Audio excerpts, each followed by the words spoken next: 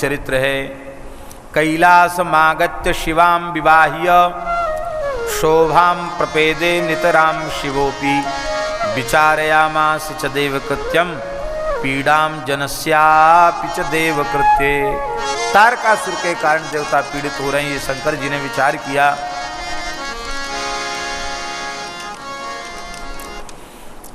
दिव्य 1,000 वर्ष तक भगवान शिव ने भगवती पार्वती को आनंदित प्रदान किया। दुर्गांगस्पर्शमात्रेण लीलया मूर्छितः शिवः मूर्छिता सा शिवस्पर्शात् बुबुधेन दिवांशम। 1,000 वर्ष किस प्रकार से देवताओं के सहस्त्र व्यतीत हो गए नहीं कहा जा सकता, क्षण के जैसे व्यतीत हो गए। देवताओं ने ब्रह्मा जी से प्रार्थना की, महाराज तारकासुर का उपद्रव बढ़ता चला जा रहा है, भगवान शिव के कोई संतान अब तक नहीं हुई है, क्या करें कैसे करें। तब भगवान ने कहा चिंता मत करो, ब्रह्मा विष्णु संपूर्ण देवता भगवान के निकट पहुंच गए और भगवान के निकट जैसे ही पहुँचे हैं भगवान शिव की स्तुति की है। भगवान शिव कंदरा से बाहर पधारे हैं और यज्जातम तज्जातमेव प्रस्तुतम श्रुतामराः शिवरेतस्खलितम शिवरेतस्खलितम वीर्यम को गृहीष्यति मेधुना। भगवान शिव ने कहा हे देवताओं, हम संतान उत्पत्ति का संकल्प कर ही रहे थे, तब तक तुम लोगों की आर्त पुकार हमारे कान में पहुंच गई। अब मेरा अमोघ तेज अपने स्थान से प्रचलित होकर भूमि प्रकट होने वाला है, कौन ब्रह्मांड में उसे धारण करेगा। भगवती जगदम्बा पार्वती के अतिरिक्त कोई उसे धारण नहीं कर सकता। अब तो महाराज भगवान शिव का अमोघ तेज इस पृथ्वी पर गिरा और देवता व्याकुल हो गए। उस समय अग्नि देवता ने कपोत रूप धारण करके उसको ग्रहण किया, किंतु अग्नि भी भगवान शिव के अमोघ तेज को पचा नहीं सके, वे अत्यंत जलने लगे, व्याकुल हो गए। तब श्री अग्नि ने, बोलो भक्तवत्सल भगवान की, यहाँ पार्वती जी ने देवताओं को शाप भी दे दिया, तुमने मेरी संतान उत्पत्ति में बाधा की है, इसलिए तुम्हारे अब कोई संतान नहीं होगी। तो पहले जो हो गई सो हो गई, परिवार नियोजन हो गया देवताओं का। नहीं तो 33 करोड़ के बढ़ के तो अब तक जाने 33 अरब हो जाने चाहिए थे, वो उतने ही के उतने हैं, न कम न ज़्यादा। तो ये पार्वती जी ने उनको शाप दे दिया। अग्नि को कहा तू सर्वभक्षी हो जा। अग्नि दुखी हो गए बेचारे। तो भगवान शिव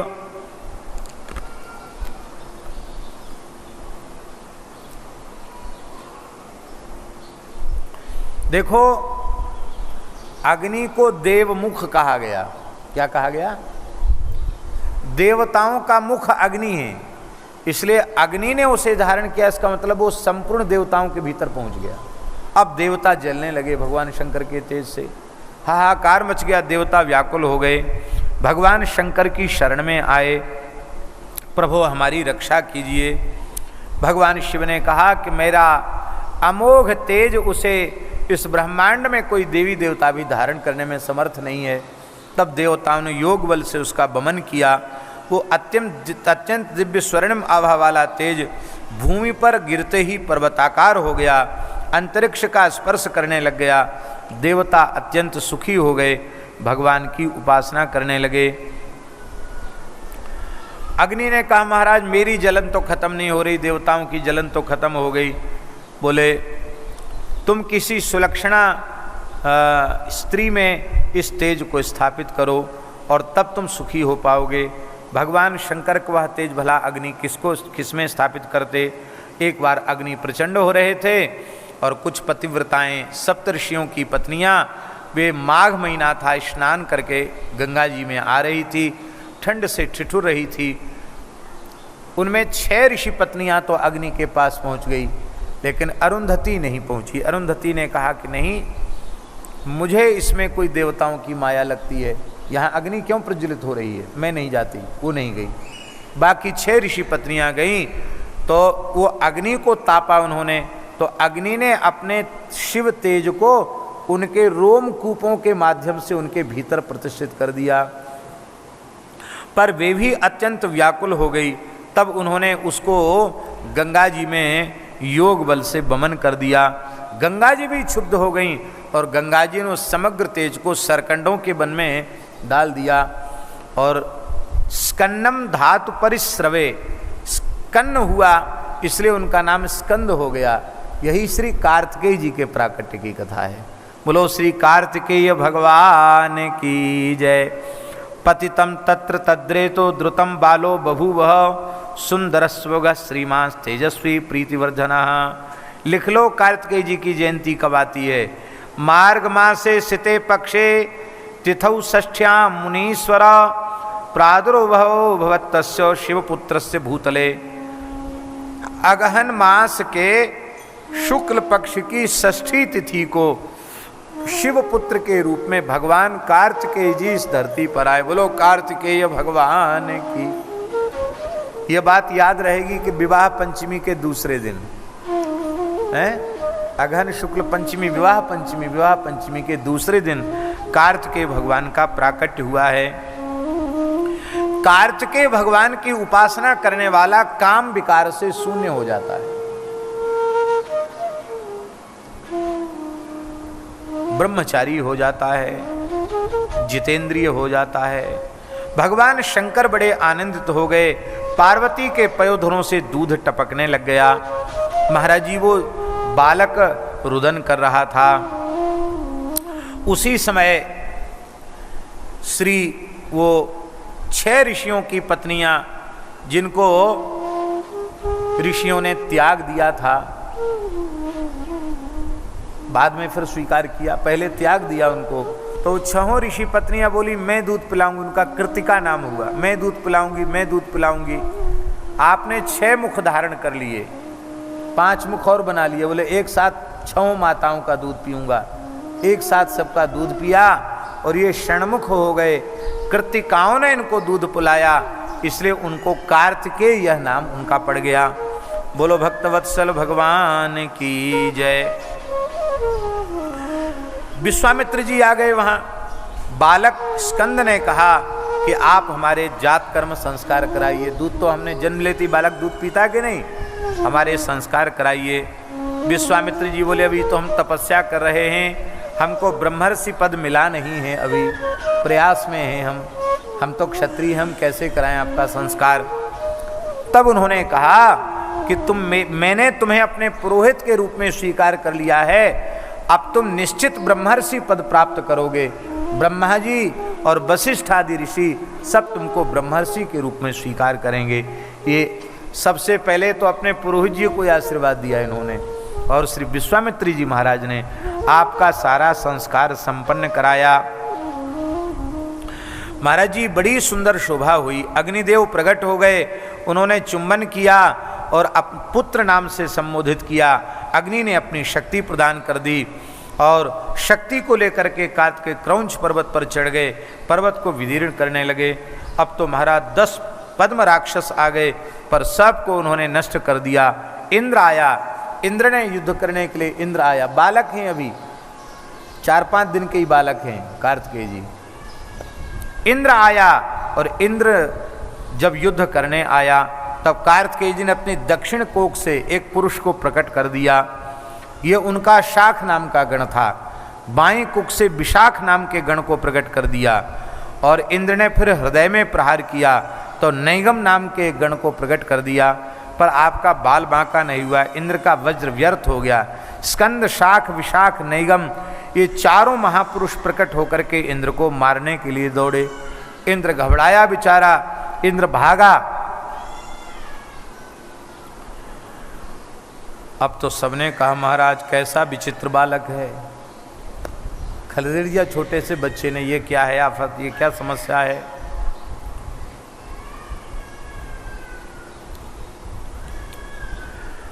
कार्तिकेय जी की माताएं कृतिका भी मानी गई, पार्वती भी मानी गई, गंगा जी भी माता मानी गई, धरती भी माता मानी गई। ऐसा जिसने इनका पोषण किया, जिन्होंने इनके जन्म में जिन जिन का सहयोग हुआ, सबके सब देवता कहे गए। इनके भगवान शिव ने पार्वती के को प्रसन्न करने के लिए अपने गणों को कृतिकाओं के पास भेजा। नंदकेश्वर ने कार्तिकेय जी से बताया कि तुम तो शिवपुत्र हो, तब आप रथ में विराजमान होकर के कार्तिकेय जी कैलाश पधारे। भगवान शिव के चरणों में प्रणाम किया, माता पार्वती के चरणों में प्रणाम किया। भगवान शिव ने मस्तक सूंघा है, माता पार्वती ने दूध पिलाया है। बोलो भक्तवत्सल भगवान की जय। और इसके बाद श्री शंकर भगवान ने ब्रह्मांडाधिपति के रूप में उनका अभिषेक किया है। ब्रह्मांड में सब सुरक्षा की जिम्मेवारी तुम्हारी कार्तिकेय जी को जिम्मेवारी सौंपी है। रथ पर विराजमान होकर के आपने शंखनाद किया है। और महाराज जी एक कथा और लिखी है, क्या कहें, बड़ी सुंदर कथा है। भगवान शंकर ने कार्तिकेय जी को गोद में बिठाया तो शंकर जी के गले में बासुकी नाग पड़े हुए हैं। नागेंद्र हाराय त्रिलोचनाय, नागराज बासुकी उनके गले के हार हैं शंकर जी के।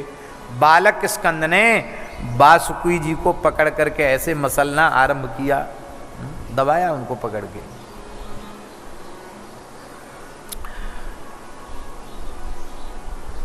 बेचारे नागराज बासुकी भी कुछ नहीं कर सके, परेशान हो गए। शंकर जी ने फिर हाथ से छुड़ाया इनके, जैसे बच्चे पकड़ लेते ना कोई चीज़। ब्रह्मा जी बोले चलो कोई बात नहीं, बालक को हमारी गोद में दो। तो महाराज ब्रह्मा जी की दाढ़ी पकड़ के खींचने लगे, तब शंकर जी ने बड़े प्रेम से उनको छुड़वाया। ऐसी विलक्षण विलक्षण सुंदर लीलाएं हैं। ब्रह्मा जी ने यज्ञोपवीत दिया, वेद और वेद माता गायत्री ने कमंडल दिया, ब्रह्मास्त्र दिया, शत्रुनाशिनी विद्या प्रदान की। इंद्र ने ऐरावत नाम का हाथी प्रदान कर दिया, वज्र प्रदान कर दिया, ऐसे सबने दिया। और गरुड़ जी ने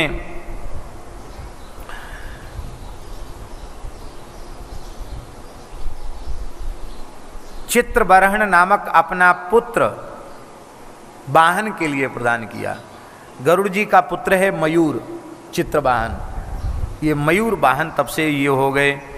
और अरुण ने अपने चरणों से युद्ध करने वाला, गरुड़ के बड़े भैया अरुण है ना, उन्होंने चरणों से युद्ध करने वाला एक ताम्रचूड़ नाम का मुर्गा दिया। ये युद्ध में तुम्हारी सहायता करेगा, युद्ध करेगा। ब्रह्मांडाधिपतित्वं ही ददौ तस्मै मुदा हरि, चकार तिलकम तस्य समानर्च सुरैः सह। भगवान नारायण ने उनको ब्रह्मांडाधिपति के पद पर उनको अभिषिक्त कर दिया। तब से ब्रह्मांड का पालन करने के कारण, सबके स्वामी होने के कारण कार्तिकेय जी का एक नाम और पड़ गया, स्वामी। क्या नाम पड़ गया? स्वामी कार्तिकेय। इनके आगे स्वामी पद लगता, सबके स्वामी हैं कार्तिकेय जी महाराज। कार्तिकेय जी की लीला बड़ी अद्भुत है। बोलो श्री कार्तिकेय भगवान की जय। सुंदर सुंदर कार्तिकेय जी के चरित्र हैं।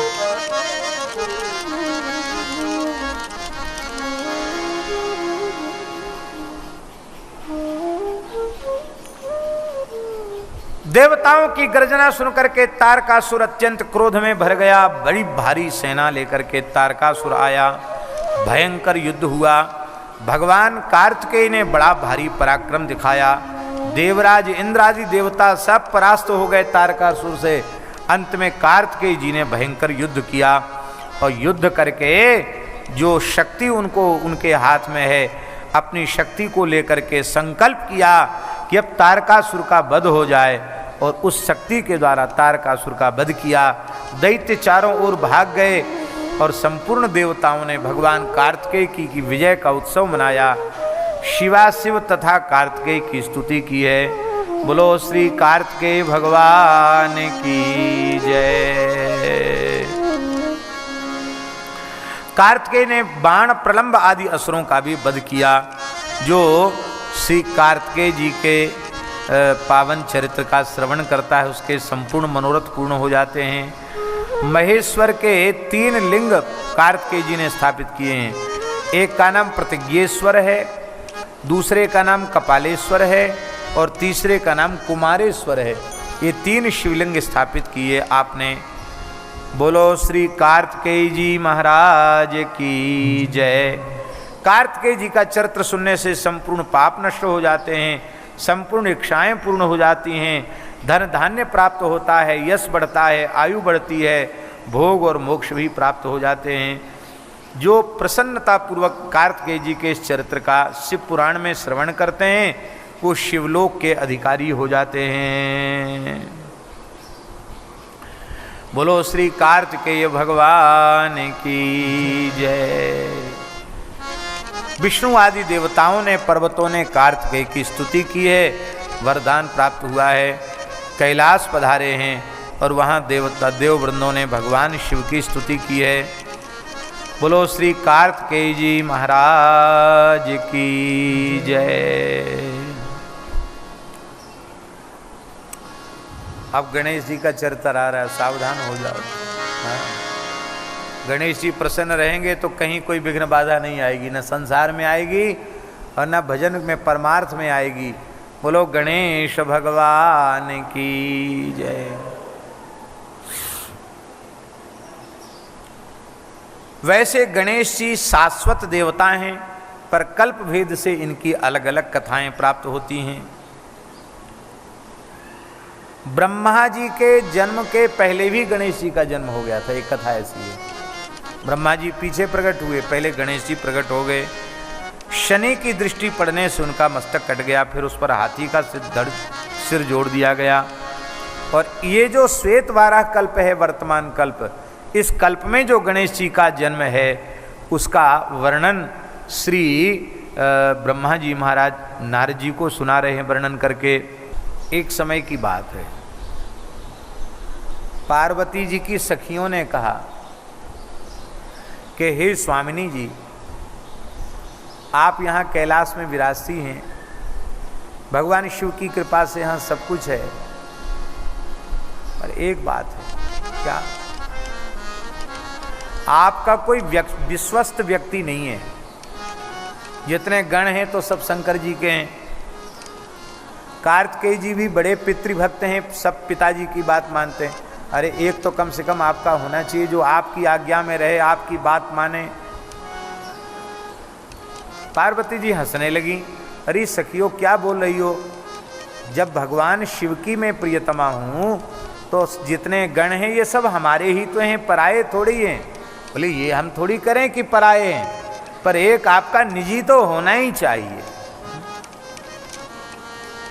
कहते ना प्राइवेट सेक्रेटरी, निजी सचिव तो एक होना चाहिए जो बिल्कुल आपकी ही बात को सर्वोपरि माने। पार्वती जी हंस गई। एक दिन की बात, पार्वती जी स्नान कर रही थी भीतर महल में। नंदीश्वर को कहा कि तुम द्वार पर खड़े रहो, किसी को भीतर मत आने देना, मैं स्नान कर रही हूं। नंदीश्वर बोले माता जी जो आ गया। शंकर जी आए कहीं से घूम फिर के, त्रिशूल डमरू लेकर के भीतर जाने लगे। नंदीश्वर ने कहा प्रभु आप भी मेरे स्वामी हैं, पर माता जी ने कहा है कि किसी को भीतर मत आने देना। इतना सुनते ही शंकर जी ने त्योरी चढ़ी, वाह हमको आने के लिए रोका है? अरे सामान्य किसी को आने के लिए मनाही की है, मैं तो उनका स्वामी हूं, मैं तो कभी भी जा सकता हूं। डांट दिया नंदीश्वर को। नंदीश्वर नीचे सिर कर लिए, तुम्हारी ये हिम्मत कैसे हुई हमको रोकने की? चले गए भीतर।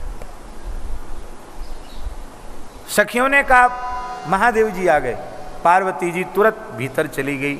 संकोच हो गया, मैं स्नान कर रही थी, ये क्यों चले आए? मैंने तो नंदीश्वर को बिठाया था। और जब पूछा तो पता चला नंदीश्वर को फटकार करके शंकर जी भीतर आ गए। तब पार्वती जी ने कहा हाँ अब तो सखियों की बात सही है, ये सब गण शंकर जी के ही हैं, हमारी बात मानने वाला कोई पक्का आदमी होना चाहिए, पक्का कोई हमारा गण होना चाहिए। तब आप स्नान तो कर ही रही थी। शंकर जी बाहर चले गए।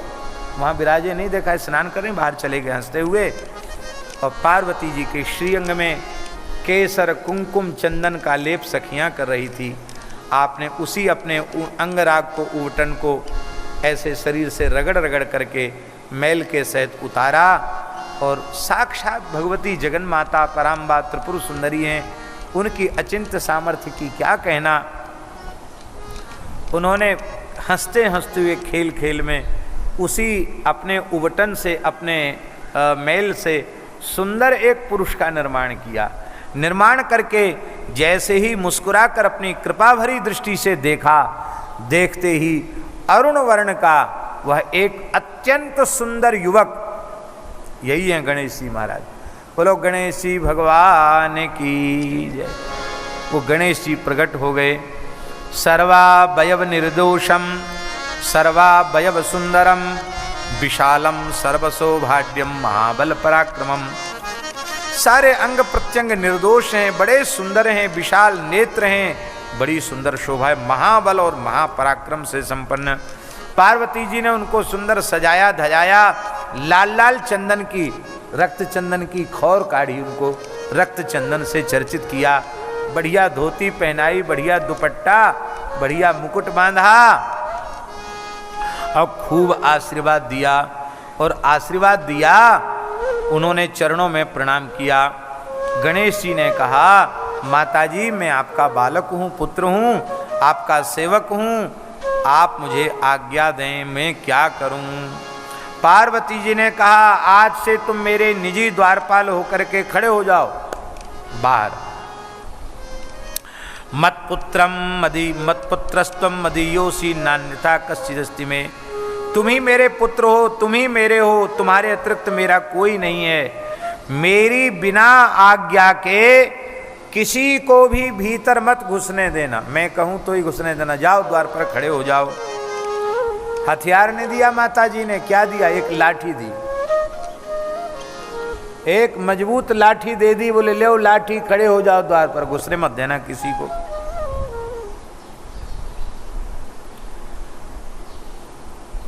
ये लीला, इसका प्रयोजन क्या है? बहुत ध्यान से सुने। इस लीला का एक ही प्रयोजन है कि भगवान शिव की महिमा तो है ही है, उनकी प्राणवल्लभा अचिंत्या शक्ति, उनकी कैसी महिमा है कि वे उबटन से एक दिव्य देवता को प्रकट कर सकती हैं। और वो एक लाठी से ही संपूर्ण देवताओं को परास्त करवा सकती हैं। गणेश जी खड़े हो गए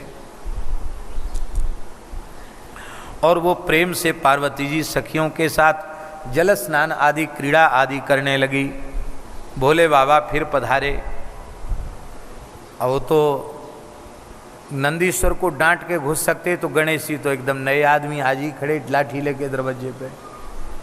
जैसे भीतर घुसने लगे, गणेश जी ने लाठी लगा दी। अरे कहाँ जा रहे हो? हम किस लिए खड़े हैं? हमसे पूछना जरूरी नहीं है।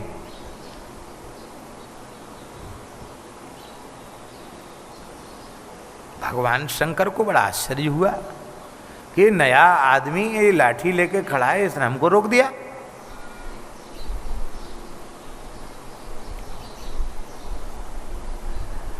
शंकर जी ने कहा, तुम बड़े मूर्ख मालूम पड़ते हो। अरे मैं कोई सामान्य व्यक्ति नहीं हूं। जिन माता की आज्ञा से तुम द्वारपाल बनके खड़े हो, उन्हीं का मैं स्वामी हूं, पति हूं। गणेश जी ने कहा, आप भले ही कुछ भी बने रहें, हमको तो हमारी माता जी ने कह दिया कि मैं कहूं तो ही घुसने देना, नहीं किसी को मत घुसने देना। आपको हम कोई गाली नहीं दे रहे हैं, आप बुरा नहीं माने। माता जी कहेंगी भीतर से कि आने दो तो आने देंगे, नहीं ऐसे नहीं आने देंगे। शंकर जी ने कहा, हमको अपने घर में घुसने से रोक रहे हो, तुम्हारी कैसी बुद्धि है? बोले आप चाहे जो कुछ कहो, आप, हम तो नहीं घुसने देंगे। आप आज्ञा पालक हो तो ऐसा होना चाहिए। शंकर जी फिर भी घुसने लगे तो गणेश जी ने, महाराज, क्रोधम कृत्वा ततो विप्र दंडेना ताड़यत पुनः।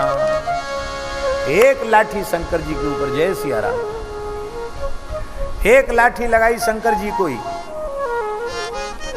शंकर जी बोले वाह भले आदमी, तुम खूब भले हो, हम घर वाले हैं, हमको ही घुसने को रोक रहे हो, हम लाठी और ऊपर से लगाई, समझते हो मैं कौन हूं? महाराज सब समझता हूं, माता जी की आज्ञा नहीं। शंकर जी आगे लौट के गणों को कहा कि ये मूर्ख किसने लाके यहां खड़ा कर दिया, कहां से आए नया आदमी? गणों ने कहा महाराज पता नहीं है, बाहर से तो कहीं से आया नहीं, भीतर से ही प्रकट हो गया, कहां से आ गया भगवान जाने, किसी की बात सुनता नहीं। बोले देखो बच्चा है, हम झगड़ा करें ठीक नहीं है, तुम जाओ, तुम लोग जाओ। गणों ने कहा कौन हो तुम? गणेश जी बोले कौन हो तुम? बोले हम शिव जी के गण हैं। बोले हम माता जी के गण हैं। अच्छा अकेले? बोले हम अकेले ही बहुत हैं, तुम सबके लिए हम अकेले ही बहुत हैं। गणों ने कहा देखा ये दिव्य अस्त्र शस्त्र हमारे हाथ में हैं। गणेश जी बोले देखा माता जी ने लाठी हमको दी है, इसी से सबका काम तमाम कर देंगे। अरे राम राम राम। भगवान शंकर के गण बोले कि शंकर जी बड़े दयालु हैं, तुमको छोड़ दिया, और हम भी तुमको माता जी के नाते ही छोड़ रहे, नहीं अब कब के मार दिए गए होते तुम।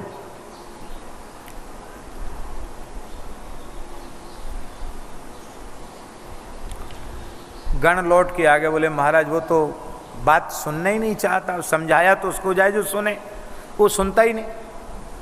शंकर जी बोले ऐसे नहीं सुनता तो तुम क्यों खड़े हो, युद्ध करो। आज्ञा दे दी युद्ध की।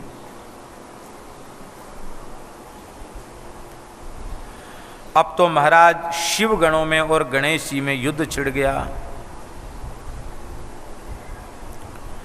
आश्चर्य किए, भगवती अपनी शक्ति का परिचय कराना चाहती हैं। गणेश जी ने एक लाठी से ही सबको खदेड़ दिया, नंदीश्वर को खदेड़ दिया, वीरभद्र को खदेड़ दिया, भैरव जी को खदेड़ दिया, कोई सामने नहीं, सबको।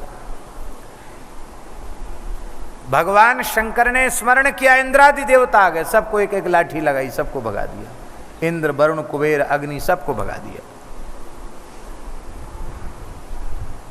पार्वती जी ने सखियों से पूछा बाहर झगड़ा हो रहा है? बोले हाँ महाराज बड़ा अन्याय हो रहा है। स्वामिनी जी क्या? बोले आपने, आपका पुत्र जो है ना गण जिसको आपने बनाया, उसके ऊपर सब युद्ध कर रहे हैं। पार्वती जी ने कृपा की और पार्वती जी ने कहा कि डरने की आवश्यकता नहीं है, डरना नहीं, मुकाबला पूरा करना। आज पता चला दूंगी कि हमारे गण में ताकत कितनी है। अपनी अपनी चलाते हैं, हमारी कहीं सुनी नहीं जाती बात, आज पता चलेगा। सत्यम च क्रियते वीरा निर्णीतम मे यथोचितम। शंकर जी ने कहा आश्चर्य की बात है, एक बालक ने तुम सबको भगा दिया, इतने बड़े बड़े बलवान हो, इतने दिव्य अस्त्र शस्त्र लियो। अरे बोले महाराज क्या बतावें। शंकर जी बोले देखो हम तो इसलिए नहीं जा रहे हैं कि पार्वती जी दुखी हो जाएंगी, इसलिए तुम लोगों को भेज रहे हैं, लेकिन जब तुम लोग सब मैदान छोड़ चुके हो तो अब तो मुझे ही जाना पड़ेगा। महाराज उस समय पार्वती जी ने दो शक्तियां प्रकट कर दी और कहा जाओ मेरे पुत्र गणेश की रक्षा करो तुम। वो दो शक्तियां आकर यहाँ आईं। उन शक्तियों ने प्रकट होकर के ऐसा पराक्रम दिखाया कि संपूर्ण देवता भाग गए युद्ध का मैदान छोड़ करके, गण सब भाग गए। गणेश जब तीन हो गए ना, एक गणेश जी और दो शक्तियां, तीन हो गए, सबको खदेड़ दिया, भगा दिया। अब शंकर जी को क्रोध आया, भगवान शंकर पधारे। बोलो भक्तवत्सल भगवान की जय। महाराज जी विचित्र बात लिखी है। शंकर जी ने कहा ब्रह्मा जी क्या तमाशा देख रहे, जाओ पता लगाओ क्या है। ब्रह्मा जी गए।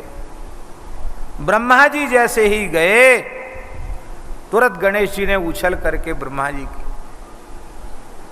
दाढ़ी पकड़ ली।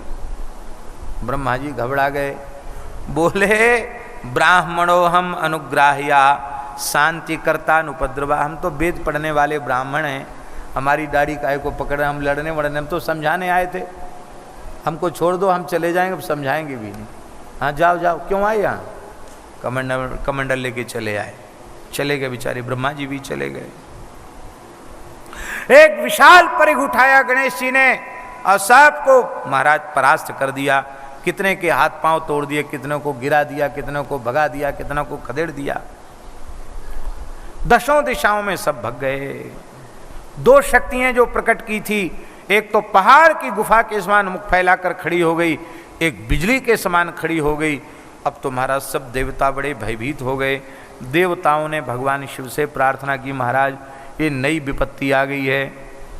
अंत में महाराज विष्णु भगवान भी गए, यहाँ ऐसा लिखा है, विष्णु भगवान, लीला है ठाकुर जी की, विष्णु भगवान बोले हम भी मुकाबला नहीं कर सकते, हमारे हथियार भी काम नहीं कर रहे हैं इसके ऊपर, वो भी किनारे हो गए। शंकर जी बोले अब जब सब किनारे हो गए तब अकेले हम ही मुकाबला करेंगे। शंकर जी आ गए, युद्ध करने लगे। विष्णु भगवान ने कहा कि ये ऐसे तो नहीं समाप्त हो सकता, इसके लिए तो छल करना पड़ेगा। तो सबने मिल करके ऐसा किया और भगवान शिव ने अपने अमोघ त्रिशूल का प्रयोग किया। त्रिशूल से गणेश जी का मस्तक कट गया। शक्तियां गणेश जी में विलीन हो गई थी।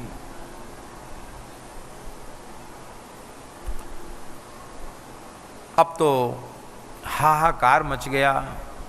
भगवती जगदम्बा पार्वती रुष्ट हो गई, मेरे पुत्र को शिव जी ने मार दिया और इतने लोगों ने अकेले मिलकर उसको मारा, अन्यायपूर्वक मारा। बहुत नाराज हो गई, अनंत शक्तियों को प्रकट कर दिया। पार्वती ने अपने श्रीअंग से कहा जला डालो ब्रह्मांड को। अब तो हाहाकार मच गया। संपूर्ण देवता भगवती जगदम्बा पार्वती की शरण में गए। सुरर्षय ऊंचू जगदम्बे नमस्तुभ्यम।